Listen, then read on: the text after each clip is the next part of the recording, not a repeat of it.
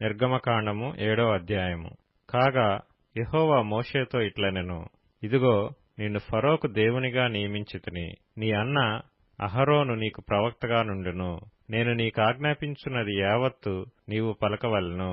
ఫరో తన దేశములో నుండి ఇశ్రాయేలీయులను పోనీయవలెనని నీ అన్నయైన అహరోను అతనితో చెప్పును. అయితే నేను ఫరో హృదయమును కఠినపరచి ఐగుప్తు దేశములో నా సూచక క్రియలను నా మహత్కార్యములను విస్తరింపచేసెదను. ఫరో మీ మాట వినడు గాని నేను నా చెయ్యి ఐగుప్తు మీద వేసి గొప్ప తీర్పుల చేత నా సేనలను ఇశ్రాయేలీయులైన నా ప్రజలను ఐగుప్తు దేశములో నుండి వెలుపలికి రప్పించెదను. నేను ఐగుప్తు మీద నా చెయ్యి చాపి ఇశ్రాయేలీయులను వారి మధ్య నుండి రప్పింపగానే నేను యెహోవానని ఐగుప్తీయులు తెలుసుకొందురనెను. మోషే అహరోనులు యెహోవా తమకు ఆజ్ఞాపించినట్లు చేసిరి, అలాగుననే చేసిరి. వారు ఫరోతో మాట్లాడినప్పుడు మోషేకు 80 ఏండ్లు, అహరోనుకు 83 ఏండ్లు.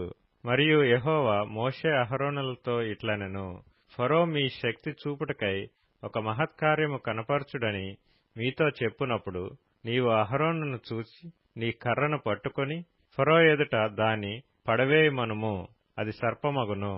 కాబట్టి మోషే అహరోనులు ఫరో యొద్దకు వెళ్లి యెహోవా తమకు ఆజ్ఞాపించినట్లు చేసిరి. అహరోను ఫరో ఎదుటను అతని సేవకుల ఎదుటను తన కర్రను పడవేయగానే అది సర్పమాయెను. అప్పుడు ఫరో తన విద్వాంసులను మంత్రజ్ఞులను పిలిపించెను.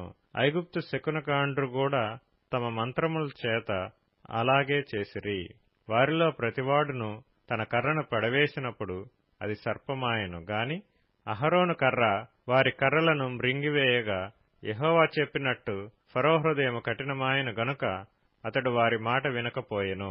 తరువాత యెహోవా మోషేతో ఇట్లనెను, ఫరో హృదయము కఠినమైనది, అతడు ఈ ప్రజలను పోనీయనొల్లడాయెను.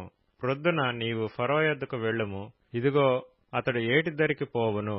నీవు అతనిని ఎదుర్కొనుటకు ఏటి ఒడ్డున నిలిచి పాముగా చేయబడిన కర్రను చేతపట్టుకుని అతని చూచి అరణ్యమందు నన్ను సేవించుటకై నా ప్రజలను పోనిమ్మని ఆజ్ఞాపించుటకు గాను హెబ్రీల దేవుడైన యెహోవా నన్ను నీ యొద్దకు పంపెను.